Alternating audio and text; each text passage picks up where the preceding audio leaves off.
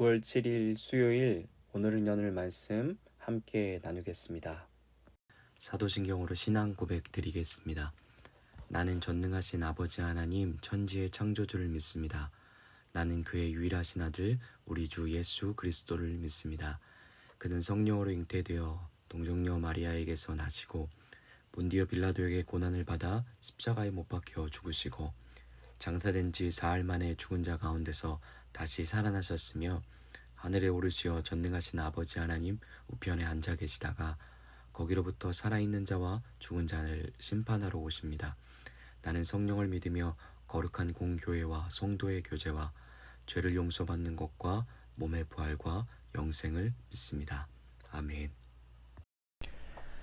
오늘 하나님이 우리 가운데 주신 말씀은 민수기 6장 1절부터 8절까지 말씀입니다.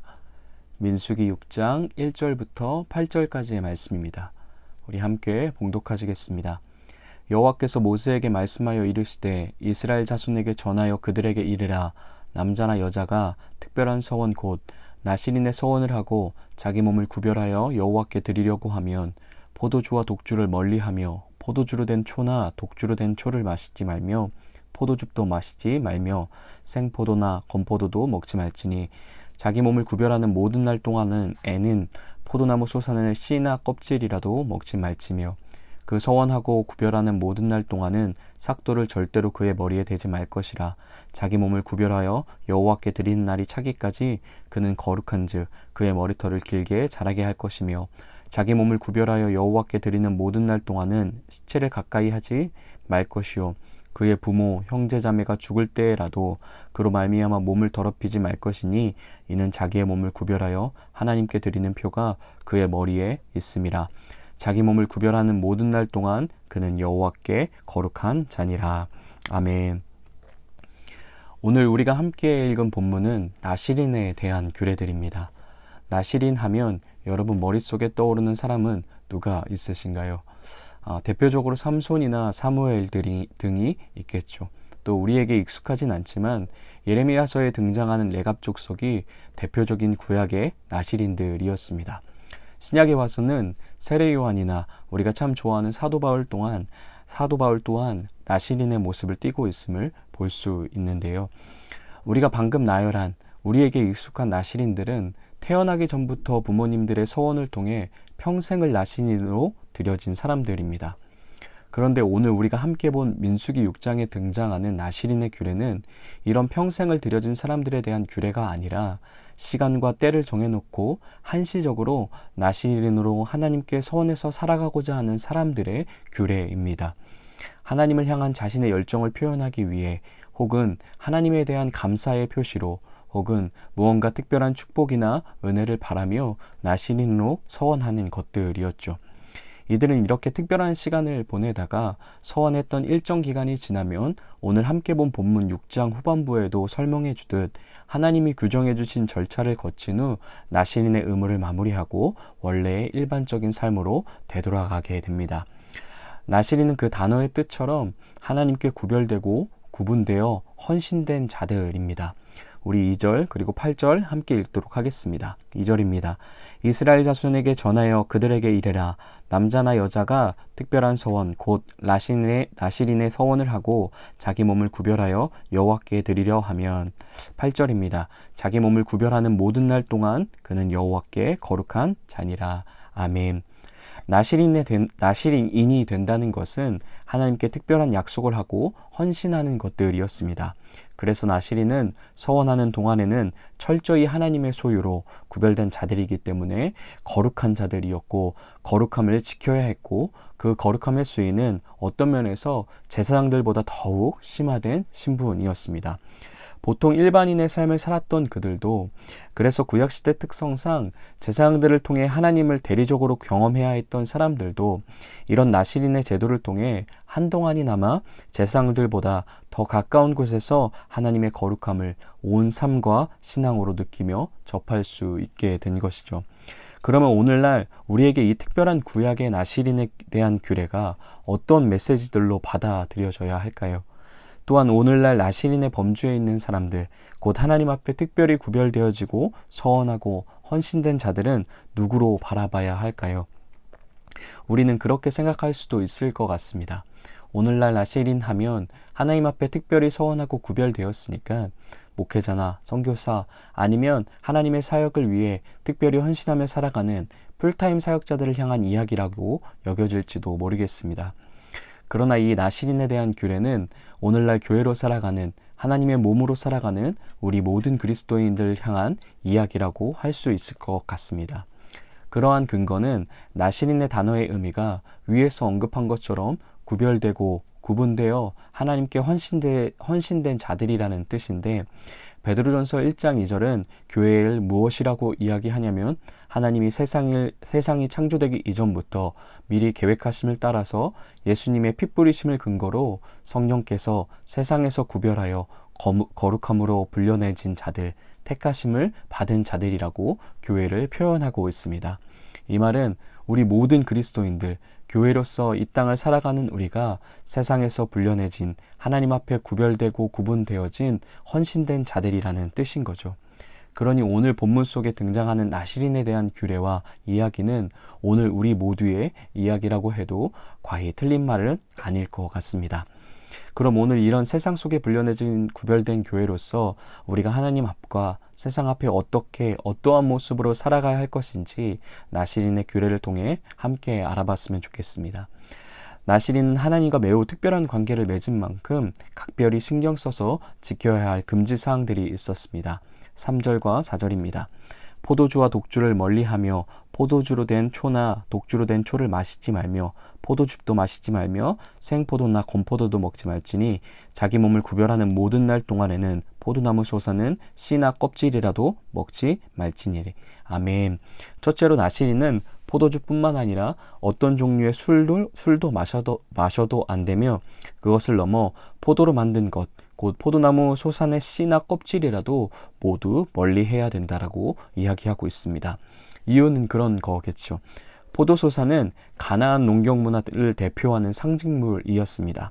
가나안 사람들의 안정적이고 정착된 삶의 모습을 상징하는 것들이었죠. 그리고 이것은 단순히 삶의 모습을 떠나 가나안 사람들이 이런 포도소산을 맺기 위해 우상 신들에게, 특별히 바알이나 아세라 신들에게 제사를 지내는 종교적인 문제와도 연결되어져 있는 부분이었습니다. 그러니 나시린의 삶은 가나안 문화와 가나안 종교에 구별되어져야 하며 그 씨와 껍질이라도 멀리하게 하심을 통해 가나안적인 어떤 것들도 유입되지 못하도록 철저하게 차단해야 함을 이야기하고 계신 거죠. 오늘날 우리도 나시린과 같이, 나시린에 대한 규례와 같이 세상과 구별된 삶을 살아가야 할 것입니다. 어떠한 구별과 다름을 하나님은 오늘 우리에게 원하고 계신 걸까요? 포도나무 소산을 먹지 말라 이야기하시면서 교회는 세상 문화와 구별되어야 해, 세상이 행하는 방식과 달라야 해 이야기하시는 것도 사실이지만, 궁극적으로 하나님이 원하시는 건 누가 너희의 삶의 주인이냐, 누가 너희 인생의 왕이냐의 질문에 대한 답이 세상과 달라야 함을, 구별되어야 함을 원하시는 것이죠. 바알과 아세라 신이 가져다 준다고 여기는 가나안 땅의 풍요로움과 안정 속에서도 그 결과인 포도 제품을 철저하게 멀리함으로써 우리는 오직 하나님께로만 온전히 의지하며 그분의 은혜를 힘입어 그분의 은혜가 없이는 살아갈 수 없는 자들임을 고백해내야 하는 것이었습니다. 결국 누구를 그 인생의 보좌에 모시고 사는지에 대한 구별과 다름이 있어야 하는 것이 교회라는 거죠. 그것은 결국 우리의 구체적인 삶의 방식도 선한 구별된 자의 모습으로 살아내게 될 수 있게 할 것입니다. 그러면 오늘 우리 하루에 세상과 구별되게 살아갈 수 있는 아주 소소하지만 중요한 구체적인 실천은 무엇이 있을까요? 저는 말의 변화라고 생각합니다. 하나님을 그 인생의 보좌로 모시고 사는 사람들은 말이 달라져야 하는 사람들인 거죠. 그 말들이 말씀으로 재창조된 사람들입니다. 우리가 살아가는 지금의 일상은 비난과 불평과 불만과 비꼼과 분냄의 말들이 가득한 곳들이지만, 오늘 하루 여러분들의 입술에 나오는 말들을 통해 많은 사람들이 미소 짓고 위로를 받고 잃었던 감사를 되찾으며 행복함을 느낄 수 있는 살리는 말을 표현해내는 구별된 입술을 가진 우리가 되길 소망합니다. 둘째는 5절입니다. 그 서원을 하고 구별하는 모든 날 동안은 삭도를 절대로 그의 머리에 대지 말 것이라. 자기 몸을 구별하여 여호와께 드린 날이 차기까지 그는 거룩한즉 그의 머리털을 길게 자라게 할 것이며. 아멘. 둘째, 나실인들은 머리를 잘라서는 안 됐습니다. 우리가 고대 근동의 배경 속에 머리카락 안에 담겨져 있는 의미가 무엇인지 정확하게 알 수 없을지라도 나실인이었던 삼손의 이야기 속에 어림잡아 추측해 볼 수 있을 것 같습니다. 구약에서 머리카락은 하나님으로부터 오는 능력과 힘을 상징했고 신체 중에 가장 빨리 자라나는 부분이었기에 하나님의 공급하심과 생명력을 나타내기도 했습니다. 결국 나실인은 철저하게 하나님의 능력과 힘을 의지해 하나님의 공급함에 접붙여서 살아가는 자들임을 보여주고 있는 거죠. 이 가르침은 오늘날 교회인 우리에게 어떻게 적용할 수 있을까요? 예배에 대한 부분들을 생각해 볼 수 있을 것 같습니다. 우리는 예배를 통해 하나님이 우리의 유일한 능력이고 힘이 되심을 알게 되고 인정하게 되고 고백하게 됩니다. 또한 예배를 통해 그분으로부터 오는 공급함으로만 우리가 마주하는 모든 삶 속에서 지혜 있게 선하고 옳은 길로 갈 수 있게 됩니다. 우리의 모든 삶 속에 이 예배함이 멈추지 않는 삶이 되어야 할 것입니다.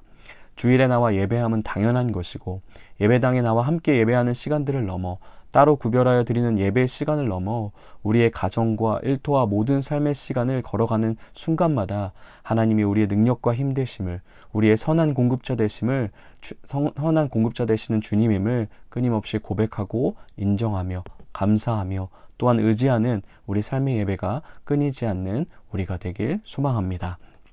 마지막으로 나실인은 주검 곧 시체를 만져서 안 되었습니다. 6절 7절입니다. 자기 몸을 구별하여 여호와께 드리는 모든 날 동안은 시체를 가까이 하지 말 것이요 그의 부모 형제 자매가 죽을 때라도 그로 말미암아 몸을 더럽히지 말 것이니 이는 자기의 몸을 구별하여 하나님께 드리는 표가 그의 머리에 있음이라. 아멘. 나실인은 철저히 부정함과 죽음으로부터 자신을 지키는 거룩한 자들이어야 함을 이야기하십니다. 너무나 당연한 것처럼 교회로 살아가는 것, 교회로 구별된다는 건 죄로부터 구별되어야 함을 이야기하시는 거죠. 철저하게 하나님께 성결한 삶으로 나아가야 할 것이고 죄의 경계선이 무뎌진 오늘날 우리에게 다시 한번 하나님의 수위의 거룩함을 요구하시고 깨끗함으로 성별되어야 함을 말씀하시는 것 같습니다. 이처럼 나실인의 규례를 통해 오늘날 구별된 교회인 우리의 삶이 어떠해야 하는지 알아보았습니다. 세상과 구별되어야 하고 그 구별됨 안에 모든 삶 속에서 하나님만 우리의 유일한 능력과 공급자임을 고백하는 예배자로서 살아내야 할 것이고 죄로부터 철저히 구별되어 거룩함을 지키며 살아가야 하는 것들이죠.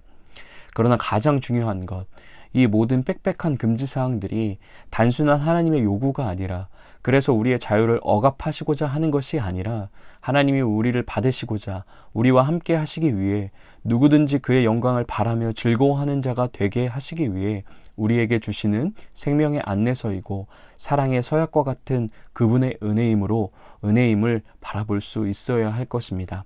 또한 그 은혜로 우리가 하나님과 가장 가까운 곳에 나아갈 수 있게 되었고 그로 인해 하나님이 우리와 가장 가까운 곳에 계심을 은혜로 때론 경외로부터 오는 두렵과 떨림으로 바라볼 수 있어야 할 것입니다. 오늘 하루도 세상에서 불려내진 구별된 교회로 살아가야 하는 에바더 공동체 여러분, 그렇기 때문에 때론 불편과 어려움 또 더 부담되는 요구들과 제한들이 많은 것 같아 보이지만 그분이 우리가 가까이 옴을 기꺼이 용납하시고 기쁨으로 우리를 받아주셨기에 가능했음을 기억하시면서 오늘 하루도 구별의 요구들을 기쁨으로 감당하며 살아가시길 그런 하루 되시길 예수님의 이름으로 축복합니다. 이렇게 함께 같이 기도하시겠습니다. 하나님의 은혜로 세상과 구별되어진 교회로서 오늘 하루 우리의 삶의 모든 마음가짐과 태도 그리고 생각이 하나님의 거룩함을 닮아가는 하루 되게 해달라고 기도하시겠습니다. 가정을 위한 기도는 가정 안에서 함께 지내는 모든 순간에도 하나님이 가까이 함께 하심을 잊지 않고 삶의 예배자로 살아가는 가정 되게 하소서.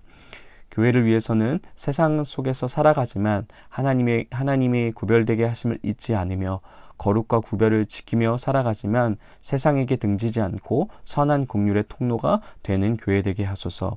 나라를 위해서는 불평, 불만, 비난, 시기의 말들이 사라지고 서로를 이해하고 존중하며 정직과 선의가 있는 나라 되게 하소서. 세계를 위해서는 세계 각국에서 일어나는 일들이 단순히 재난, 재앙의 아픔 소식들이 아니라 하나님의 구원과 치유가 일어나는 역전의 순간들이 되게 하여 주시옵소서라고 함께 기도하시겠습니다. 오늘 공동체 기도 제목은 익명의 성도님을 위해 함께 기도하시겠습니다.